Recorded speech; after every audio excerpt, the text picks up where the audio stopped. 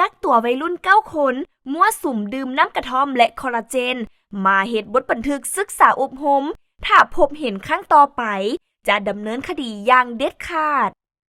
ปกส.แขวงสารวัตรรายงานวันที่4 พฤศจิกายน 2025 ว่าในวันที่24 ตุลาคม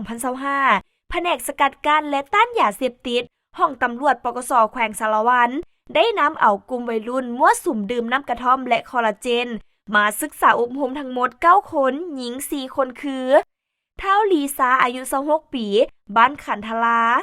นางสมพรอายุ15 ปีบ้านนาเล็กเท้ากิษณะอายุ16 ปีบ้านโพนแก้วนางเพชรสมัยอายุ18 ปีบ้านนาเล็กนางอ่อนอนงอายุ22 ปีนางนุกกี้อายุ15 ปีบ้านลัก2ทั้ง6 คนแม่นประชาชนอยู่เมืองและแขวงสารวัตรเท้าไสชนะอายุ18 ปีบ้านทงเจริญเมืองคงเสโดนเท้าไหมล่าอายุ22 ปีบ้านแก้งบิดเท้าแอน้อยอายุ20 ปีบ้านพลทองทั้ง2 คนแม่นอยู่เมืองคำเกิดแขวงบุรีคำไซผ่านการสืบสวนสอบสวนของเจ้าหน้าที่ให้รู้ว่าในวันที่15 ตุลาคม 2025เจ้าหน้าที่ได้รับแจ้งความจากพลเมืองดีว่ามีกลุ่มวัยรุ่นมั่วสุมดื่มคอลลาเจนและน้ำกระท่อมอยู่เฮือนหลังหนึ่งเขตบ้านลัก2เมืองสารวัตรดังนั้นเจ้าหน้าที่จึงได้เข้าจับกลุ่มมั่วสุมดังกล่าว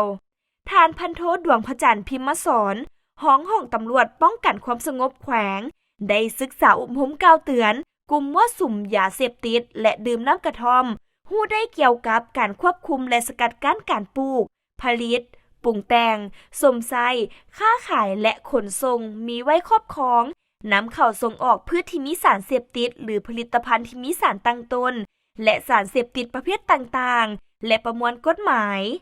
นอกนั้นเจ้าหน้าที่แผนกสกัดกั้นและต้านยาเสพติดป้องกันความสงบแขวงยังได้เฮ็ดบทบันทึกศึกษาอบรมกล่าวเตือนเพื่อเป็นหลักฐานหากพวกเกี่ยวยังสืบต่อเคลื่อนไหวเสพยาเสพติดและดื่มน้ำกระท่อมอีกแม้จะได้ดำเนินคดีตามระเบียบกฎหมาย